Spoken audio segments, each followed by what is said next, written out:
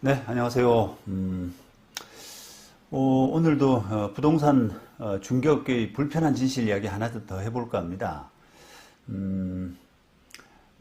우리 부동산 중개업계가 아시는 분은 다 아시는 것처럼 부조리가 굉장히 많죠. 그러다 보니까 이런 좀 무거운 이야기들을 조금 자주 하게 되는데, 제가 부동산 변호사 25년 차 변호사로서 이제 생활하면서 부동산 중개업계의 그 부조리 문제를 이제 일선에서 피부로 많이 깨닫고 또 문제점도 심각하게 느끼는 그런 이제 직업에 있기 때문에 이런 이야기를 좀 자신 있게 드리지 않을 수가 없습니다. 여러 가지 부조리 중에서 오늘은 그 중개업계의 그 거래 가격 속이기라고 하는 그런 그 테마로 얘기를 좀 나눠보겠습니다. 한번 예를 한번 들어볼까요? 지방 토지를 그 소유자, 매도자가 그 팔아달라라고 중개업소에 그 매물로 내놨습니다. 가격은 한 10억 정도, 10억 정도 받으면은 내가 팔겠다라고 그 토지를 내놨는데, 이런 경우에 이제 중개업자가 가능한 중개업자가 농간을 부리는 유형에 대해서 제가 좀 말씀을 좀 드리겠습니다.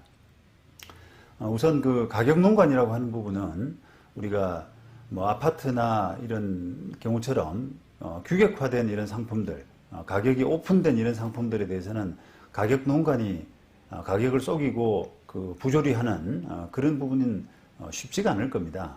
그래서 그 가격 농간을 부리는 대표적인 부분이 조금 이렇게 거래가 잘 안 되는 빌라라든지, 또 지금 사례로 들어드리는 이런 지방 토지, 이런 부분들이 대표적인 그 상품이 될 텐데요. 먼저 매수자를 속이는 두 가지 유형으로 나눠서 매도자 속이는 경우하고 매수자 속이는 경우, 이렇게 두 가지로 한번 나눠볼 텐데, 먼저 매수자 속이는 경우로 한번 생각을 해보겠습니다. 지금 사례를 들려드렸습니다만, 이게 특별한 사례라고 할 수 없을 정도로 사실은 이게 우리가 충분히 생각할 수 있고 또 실제로도 많이 일어나는 그런 경우라고 할 수 있습니다. 근데 거래를 잘 해보지 않으신 분들은 이런 경우에 번번이 이렇게 속아 넘어가는 경우가 많기 때문에 환기 차원에서 말씀을 드리려고 합니다. 이 토지가 결국은 10억 원에 이제 매도하겠다, 10억 원이면 매도하겠다, 이렇게 매물로 나왔지 않습니까? 그런데 매수자를 이제 중개업자가 어떻게 속이느냐, 이 부분에서 매물을 갖고 있다가 매수자가 이제 오잖아요. 대시를 하잖아요. 그러면은 그 매수자의 사정을 들어볼 거 아닙니까? 용도라든지 또는 가진 금액이라든지 이런 부분을 들어볼 텐데, 일단은 그 금액 부분에서 그 매수자가 어느 정도 돈을 낼 수 있는 사람인지를 한번 떠보는 겁니다.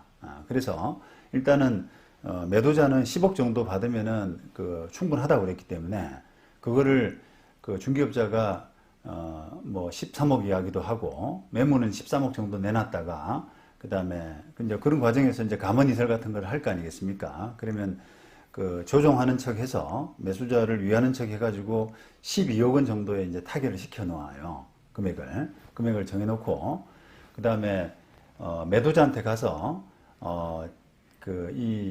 작업이 되게 어렵기 때문에 10억 이상 받아주게 되면은 나한테 절반 정도를 달라, 이렇게 이제 제안을 하게 되는 겁니다. 그러면 매도자는 원래 받고 싶은 금액이 10억이었기 때문에 그 이상 받으면 오케이 아니겠습니까? 그러니까 그 제안을 수락하게 되는 거죠. 그러면은 결국은 매수자한테는 이미 12억의 그 가격을 만들었고, 매도자한테는 그런 제안을 했기 때문에 결국 12억 원의 계약 체결해서 초과, 10억 초과하는 2억 원을 반씩 나누는, 결국은 중개업자한테는 수수료가 이제 1억이 가는 그런 셈이 되는 거죠. 그럼 결국은 이게 매도자가 내놓은 가격을 초과해서 그 매수자를 속였기 때문에 이 부분은 매수자가 일종의 이제 사기를 당한, 피해를 당한 그런 케이스라고 할 수 있습니다. 물론 뭐 법에서도, 공인중개사법에서도 이런 행위, 중개업자의 행위, 이런 부분들을 금지하고 있고 형사처벌까지 하도록 하고 있습니다. 하지만 이런 부분들이 잘 드러나지가 않기 때문에 또 막대한 어떤 그 이익, 막대한 그 거래 과정에서 지금 이 사건에서도 중개업자가 1억이라고 하는 그런 그 중개수수료, 법정 중개수수료와 비교할 수도 없는 그런 어마어마한 돈을 벌었지 않습니까? 그런 막대한 이익이 있기 때문에 실질적으로는 이런 부분들이 많이 횡행하고 있습니다. 자, 그 다음에 그 매수자를 접촉했을 때 그 매수자가 뭐 돈이 만약에 한 10억밖에 없다. 이 매도인은 10억을 받고 싶어 하는데 마침 이 매수인은 10억밖에 없는 거예요. 그러면 뭐 금액을 더 달라라고 하기가 좀 어려우니까 중개업자가 이번에는 그 다른 제안을 해요. 그 매수자한테. 물론 이제 매도자 작업은 그 전에 다 돼 있는 거죠. 매도자는 10억만 받으면 되기 때문에 중개업자가 보통 어떤 제안을 하더라도 중개업자 말하는 대로 해주게 되어 있는 경향들이 있거든요. 돈만 받으면 끝이다라고 생각하기 때문에. 그래서 매수자한테 이제 그 중개업자가 이제 꼬드기게 되는데 어떤 이야기를 하냐면 이 토지는 그 12억 이하로는 안 된다. 그래서 꼭 그 어떤 물건이 좋은 물건이기 때문에 그러면 매수자가 10억을 부담하고 그다음에 중개업자가 내가 2억을 내겠다. 이렇게 이제 제안을 하는 겁니다. 그래서 총 12억을 만들어서 총 12억 중에서 2억을 중개업자가 투자를 했기 때문에 12분의 2, 그러니까 결국은 6분의 1 지분을 중개업자한테 달라. 이렇게 이제 제안을 하게 되는 거죠. 그러면 그 매수자 입장에서는 그 부동산이 이제 마음에 들고 또 게다가 중개업자도 직접 투자할 만큼, 공동 투자할 만큼 이렇게 좋은 땅인가 보다라고 이렇게 착각을 하게 되는 경향들이 있거든요. 그래서 그런 과정을 거쳐서 결국은 그 중개업자가 그 토지의 6분의 1, 그 다음에 매수자가 6분의 5, 이런 식으로 이제 지분 등기를 하게 되는 그런 결과가 될 수가 있습니다. 역시 마찬가지로 그 중개업자가 부당한 이득을 취하는 그런 구조이기 때문에 당연히 불법 행위가 되는 것입니다. 자, 그러면 이제 이런 그 거래라 그러면 매도자는 뭐 어쨌든 자기가 원하는 가격을 받았기 때문에 매도자로서는 뭐 중개업자가 이런 행위를 하더라도 매도자로서는 별 손해가 없는 거 아니냐, 이렇게 이제 생각할 수가 있을 텐데 그것은 이제 좀 잘못된 생각이고요. 결국은 이게 중개업자가 이 구조에서는 매도자든 매수자든 누구든 자기 이익을 위해서 다른 사람을 속인다라고 하는 그 부분에 이제 초점을 맞추셔야 되거든요. 경우에 따라서는 매도자도 자기도 모르게 중개업자한테 속아 넘어가는 그런 경우가 될 수가 있어요.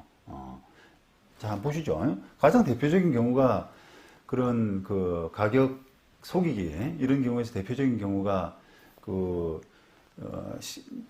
가격에 좀 이렇게 가격을 잘 모르는, 가격에 무지한 그런 매도인들을 속여가지고 싼 값에, 예를 들어서 뭐 이 땅을 팔고 싶은데 가격은 어느 정도가 적정할까요? 이렇게 이제 중개업자한테 물어보잖아요. 그러면 실제로는 그 가격이 한 10억 정도는 받을 수가 있는데 그거를 8억이라고 속이는 겁니다. 이게 8억을 받으면 잘 받는 거다, 이런 식으로 이제 속이는 거죠.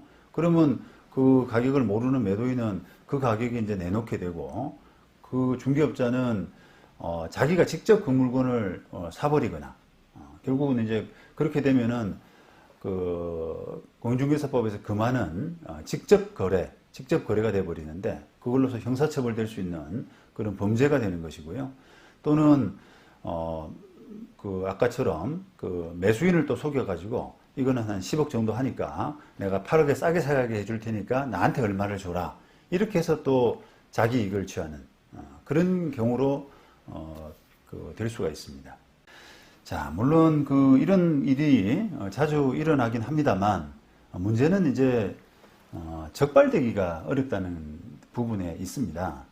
지금 뭐 사례에서 보시는 것처럼 그 만약에 매도인하고 뭐 이제 합의해서 매도인이 약간 그 도와주는 거잖아요. 10억 원 받으면 나는 뭐 충분하다라고 생각하는 사람이기 때문에, 그리고 또 10억 원을 중개업자가 갖다 줬지 않습니까? 그러면 뭐 중개업자가 얼마 받아가든 중간에 조금 속여서 받아가든 이 부분은 내가 상관하지 않겠다라고 하는 그런 약간의 어떻게 보면 순수한 매도인이죠. 그런 매도인이 있기 때문에 그거를 그 매도인과의 합의하에서 이제 그런 일을 벌였던 그런 부분 때문에 매도인이 직접 이제 이걸 그 어떤 뭐 털어놓지 않는 한은, 매도인이 마음을 바꾸지 않는 한은 그 적발되기가 사실 어렵습니다.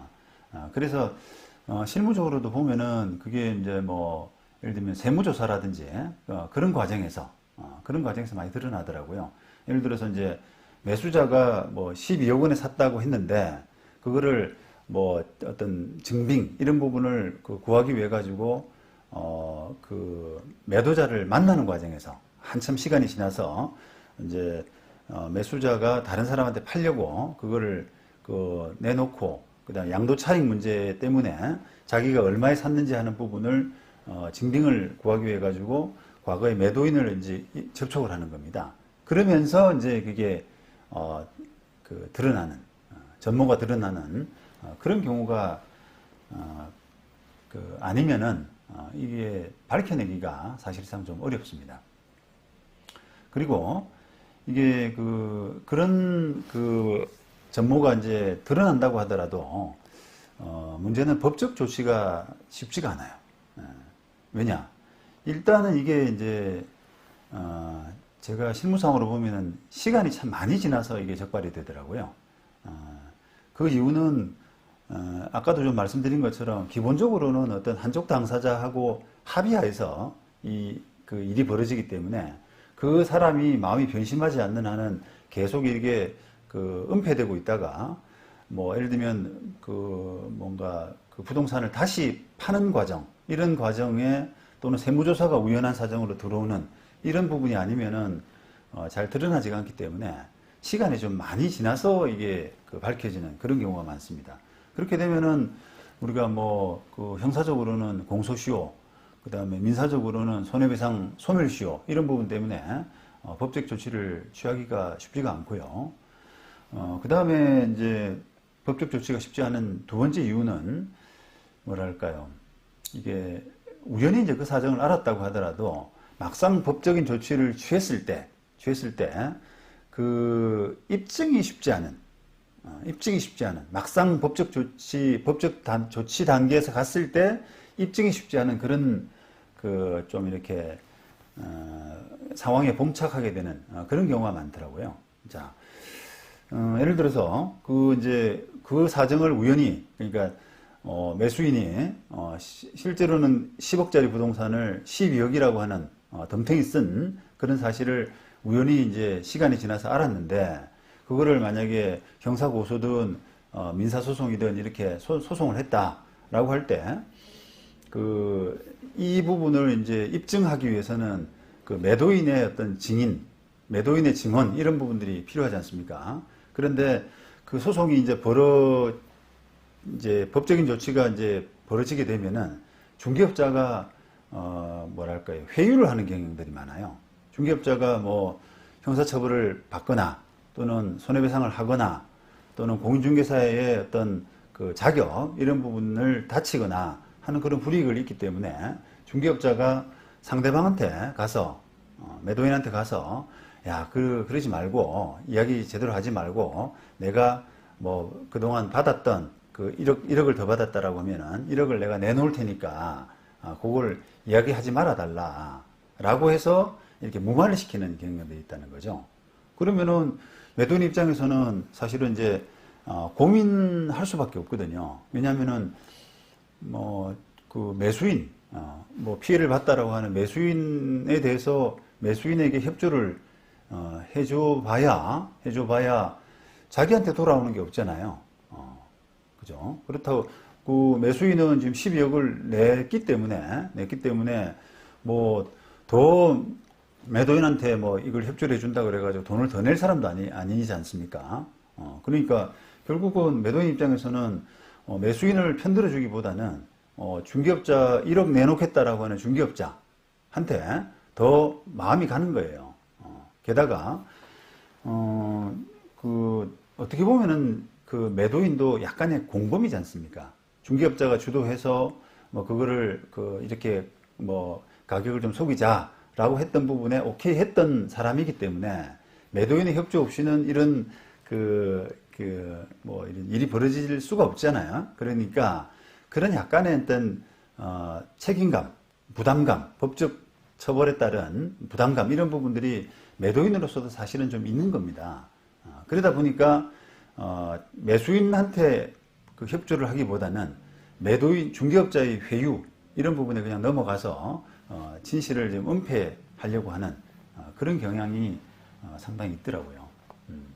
그래서 이런 부분을 좀 이렇게 법적으로 정확하게 밝히려고 한다면 초반에 이제 매도자가 하는 이야기들, 또 매도자가 그때 제시하는 증거들 이런 부분들을 충분히 확보해야만 나중에 법적 조치의 단계에 갔을 때 그 사람이 말을 바꾸지 못하게 한다거나 또는 말을 바꾸더라도 어떤 증언의 위증이지 않습니까? 거짓말하게 되면 위증이 되기 때문에 위증에 따른 부담감 이런 부분을 상대방에게 줄 수가 있는 거죠. 그래야만 진실을 가릴 수가 있습니다. 자, 그러면 이제 이런 생각이 들죠. 그럼 이게 이런 사고를 막으려면은 어떤 조치를 취해야 되나라고 하는 그런 생각을 좀 하게 되는데, 글쎄요. 이게, 일단은 그게 여러 사례를 이제 드려드렸습니다만은, 기본적으로는 이게 거래 당사자가, 부동산, 거래 대상물, 부동산에 대해서 잘 모르기 때문에, 좀 무지하기 때문에 물건이라든지 가격이라든지 이런 부분에서 무지하기 때문에 생기는 일이거든요. 그러니까 결국은 이런 일을 당하지 않기 위해서는, 거래 대상물, 해당 부동산에 대한 충분한 조사가 필요할 수가 있습니다. 그러니까 결국은 중개업자 말을 그대로 믿을 것이 아니라 주변 중개업소에도 충분히 다녀보고, 그 다음 또 요즘은 가격을 비교하는, 부동산 가격을 비교하는 그런 사이트들이 상당히 많이 있거든요. 또 실거래가 자료들도 충분히 있고, 그렇기 때문에 그런 자료들을 좀 충분히 찾아보셔서 중개업자가 하는 이야기 이런 부분에서 자기가 좀 중심을 잡을 수 있도록 하는 것이 가장 중요한 부분이라고 할 수 있겠습니다. 그리고 이제 한편으로 이제 이런 일들이 대체로 보면은 중개업자를 너무 믿고 중개업자와만 접촉을 하고 상대방하고는 접촉을 좀 안 하는, 접촉을 좀 못하는 그런 상황에서 많이 발생을 하더라고요. 물론 이제 그런 거래 당사자를 서로 떼어놓는 이런 부분들은 중개업자들이 주도해서 연락을 못하게 하는 그런 경향이 있긴 합니다만, 그래도 이제 정확한 거래, 또 속지 않은 거래 이런 부분을 위해서는 중개업자의 말만 믿고 그 사람만 접촉할 것이 아니라 거래 상대방하고 좀 직접 이야기 나누고 접촉하는 그런 시간 이런 부분들을 좀 많이 가져야 돼요. 기회를 많이 가져야 됩니다. 그래야만 그 사람도 사실 어떻게 보면은 당장 급하게 만약에 매도인이 물건을 팔고 싶은 욕심에 중개업자가 하는 그런 약간 부정한 제안들을 수용을 했다고는 하지만, 그거를 상대방을 마주하고 그런 거짓말을 하기에는 상당히 좀 부담감이 있잖아요. 그리고 좀 때로는 그게 어색할 때가 있거든요.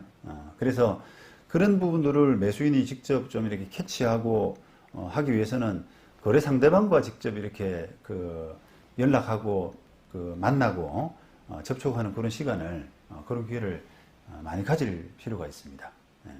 그런 부분을 통하지 않으면 이런 어떻게 보면 그 거래 상대방하고 중개업자가 이렇게 통모해서 짜가지고 속이는 그런 부분을 당해낼 수가 없기 때문에 그런 부분에 대한 어떻게 보면 좀 각고의 노력이 필요하다고 할 수 있습니다.